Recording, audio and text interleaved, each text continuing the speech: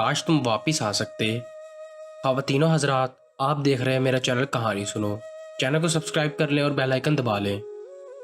मैंने तो कभी तुमसे मिलने की ख्वाहिश भी नहीं की। मेरे लिए तो यही काफी था कि तुम अपनी जिंदगी में खुश हो। मुझे बस ये आस थी कि कभी कभार ही सही तुम्हारी सूरत दिखाई दे जाएगी। तुम्हारी बेवफाई के बावजूद 18 साल गुजरने के बाद भी तुम्हारी मोहब्बत मेरे दिल से कम नहीं हुई। वरना ना जाने क्यों मुझे ये यकीन है कि तुम भी मुझसे उतनी ही मोहब्बत करते थे। क्यों तुम्हारी आंखें मुझे देखते ही रोशन हो जाया करती थी। तुम्हारी एक नजर से तुम्हारे दिल का हाल जान लेती थी। और जब हम जुदा होते तो तुम्हारे दिल की उदासी मुझे दिनों तक बेकरार रखती थी। तुम तो कहते थे कि मेरे बगैर मर जाओगे। फिर क्यों तुमने रास्ता बदला? मेरे अना ने इजाजत ही नहीं दी कि तुमसे सवाल करूं, वरना मैं भी तुम्हारे गिरबान पकड़ सकती थी। तुम मुझसे सामना करने से डरने लगे, मगर लोगों से मेरा हाल जरूर पूछते रहे। कभी मुझसे पूछा होता कि तुम्हारे बेवफाई के बाद मैं कैसे जिंदा हूँ? तुम तो कहा करते थे कि तुम्हारी सांसें मेरे दम से चलती हैं। तो अब तुम कैसे जी रहे हो? दुनिया को दिखाने के लिए मैंने अपने किरची मिर्ची दिल को हजार पर्दों में छुपा लिया। एक हंसती मुस्कुराती खुशबाश लड़की का किरदार निभाया। एक अच्छी बेटी, अच्छी बहन और अच्छी बहू, बीवी और माँ बन गई।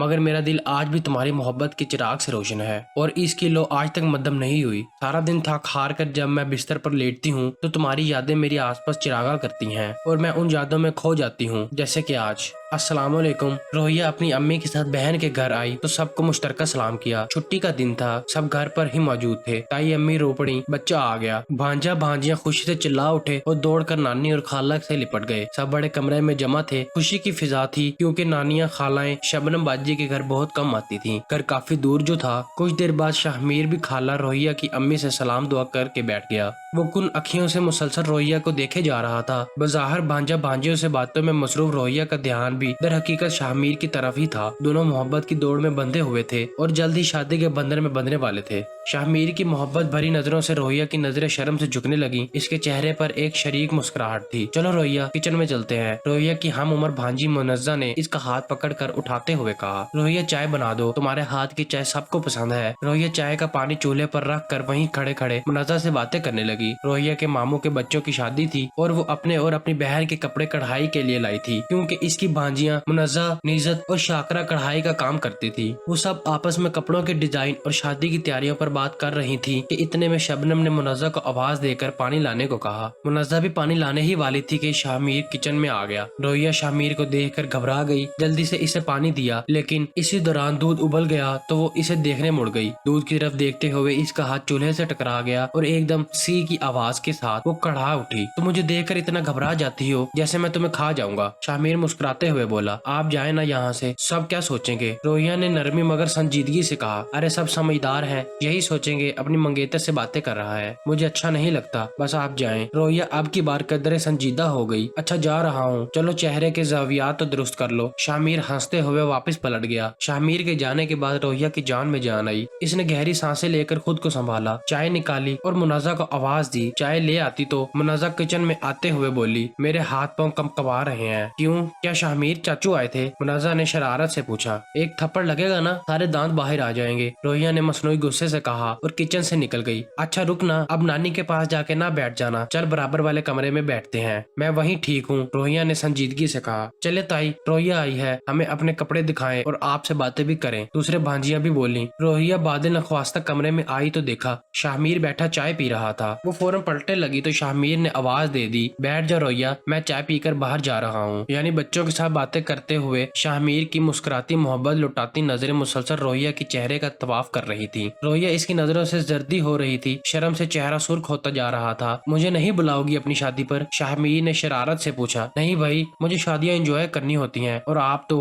वो कहते कहते रुक गई। मैं तो क्या, शाहमीर ने सवालिया अंदाज में कहा, आप तो बस मुझे नर्वस करते रहते हैं। अरे यार, तुम तो किसी जमाने में दूर ही हो, ये यार वगैरह मुझे मत कहा करे, मुझे अच्छा नहीं लगता, तो जान कह दिया करूं, शाहमीर ने शरारत से कहा। आपसे तो बात करना ही फजूल है, रोहिया चिढ़कर उठते हुए बोली। कसूर तो तुम्हारी नाक पर धड़ा रहता है। शाहमीर ने हंसते हुए इसके सर पर हल्की सी चपत लगा कर कहा और कमरे से निकल गया। दरवाजे से निकलते हुए पलट कर देखा, जैसे इसकी नजर कह रही हो, जल्दी आ जाना, हम चलेंगे, मैं बाहर ही हूँ। शाहमीर ने इत्मीनान दिलाया। रोहिया को ऐसा लगा जैसे कमरे की सारी रोशनियां इसके साथ ही बाहर चली गई हों। तुम पास होते हो तो घबराहट होती है, चले जाते हो तो बेचैनी। या अल्लाह, मैं कहाँ खो गई हूँ, मैं क्या कर रही हूँ, क्या हो गया है मुझे? वो बेइख्तियार दिल में बोली। हम तुमसे नजरें चुराएं तो घबराहट, तुम सामने आओ तो शर्मिंदगी, ये हमें क्या हो रहा रहा है। इसके हाथ में बंधी चूड़ियों ने हल्की सी चनकार दी तो खिलखिला कर हंस दी। अब तो सिर्फ तुम्हारी यादें ही रह गई हैं। रात को आंखें बंद करते हैं तो नम हो जाती हैं। पहले तो तुम्हारे पैगाम मिल जाता था, कहीं एक झलक देख लेती थी। अब तो दिल जैसे सुन हो गया है। ऐसा लगता है जैसे दुनिया में मेरे लिए कुछ भी नहीं बचा। दुनिया बिल्कुल खाली हो गई है। सारी रानाइयां तुम अपने साथ ले गए। तुम तो ऐसे चले गए जैसे वो लोग जो वहाँ जाते हैं जहाँ से कोई लौट कर नहीं आता। तुमने ये भी नहीं सोचा कि तुम्हारे जाने के बाद तुमसे वाबस्ता लोग कैसे रहेंगे। तुम्हारी जिंदगी के आखिरी दिनों में जब मैं तुमसे मिलने आई थी तो मेरी आंखों के आंसू देखकर तुमने मुस्कुराते हुए कहा, रोती हो, मैं जा रहा हूँ मगर तुम्हें छोड़कर नहीं, तुम्हें पहुँचा कर जाऊंगा। तुमने ये बात दी थी और मैं तुम्हारी बात पर करार दिया था। अब कोई नहीं जो सच्चे दिल से मेरे हाल का ख्याल रखे। अल्लाह जब दुख देता है तो सब्र की ताकत भी देता है, मगर कुछ दुख ऐसे होते हैं जिनके लिए सब्र का नाम लेना भी बोझ लगता है। रात सबसे बड़ा मरहम है, मगर कुछ रातें ऐसी होती हैं जो मरहम नहीं जख्म बनकर रह जाती हैं। नवंबर क्यों नहीं जाता, क्यों मेरे दिलो दिमाग से निकलता ही नहीं, क्यों मैं तुम्हें भूल नहीं पाती। बाहर मैं खुश हूँ, मुतहरिक हूँ, मगर अंदर से मेरा दिल वीरान है। मेरा दिल चाहता है कि मैं ये दुनिया छोड़कर तुम्हारे पास आ जाऊं और हम ढेर सारी बातें करें। काश तुम एक बार आ सको, मैं वो सब कुछ सुनूं जो तुम कहना चाहते थे और वो सब कुछ कह सकूं जो तुम सुनना चाहते थे। काश एक बार वक्त पलट सकता। अपनी अना के हाथों हम उन लोगों को खो देते हैं जो हमें जान से भी ज्यादा अजीज होते हैं। सारी उम्र नारसाई की तड़प में जीने से बेहतर है कि मोहब्बत में थोड़ी सी शराक ही बर्दाश्त कर ली जाए, वरना जिंदगी में सिर्फ काश ही रह जाता है। तो दोस्तों, आपको आज की वीडियो कैसी लगी कमेंट करके जरूर बताएं। मिलते हैं नेक्स्ट वीडियो में, तब तक के लिए अल्लाह हाफिज।